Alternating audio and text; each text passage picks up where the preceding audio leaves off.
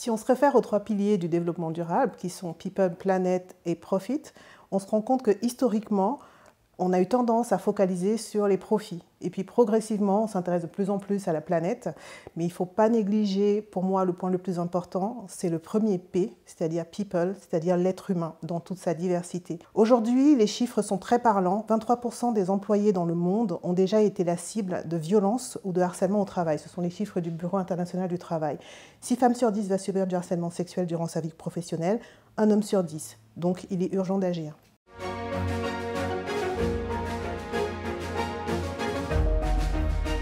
Les risques psychosociaux affectent le bien-être des employés, les relations de travail et la gouvernance des entreprises.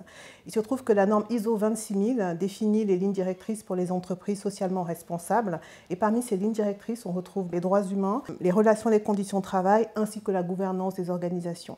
Donc la manière de les aborder, ces ESG ou ces risques psychosociaux à l'intérieur des ESG, elle est très simple. C'est en abordant les 3 aspects de la gestion, c'est-à-dire la prévention, la sensibilisation et l'accompagnement, pour ne pas dire la réparation. Il est important de sensibiliser absolument tous les employés dans l'organisation de travail. La prévention, il est important de renforcer les systèmes et les process internes pour permettre d'identifier, de détecter les risques le plus rapidement possible. Et en termes de réparation, il s'agit simplement d'accompagner les personnes qui sont affectées par ce type de comportement. Resalience a développé la plateforme Rescare qui permet d'apporter un outil concret aux employeurs, leur permettant de détecter le plus en amont possible les cas et surtout d'accompagner les personnes dans leur reconstruction.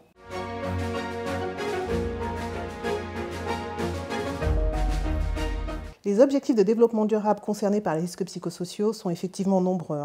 Il y a notamment la santé et le bien-être, le numéro 3, l'égalité des sexes, le numéro 5, le travail décent et croissance économique, numéro 8, la réduction des inégalités, numéro 10, mais je pense également à l'innovation, parce qu'une entreprise plus inclusive est également une entreprise plus innovante. Pour atteindre ces objectifs, il est essentiel d'avoir une approche globale, systémique et holistique du problème. Il y a différentes approches également pour pouvoir sensibiliser, prévenir et accompagner.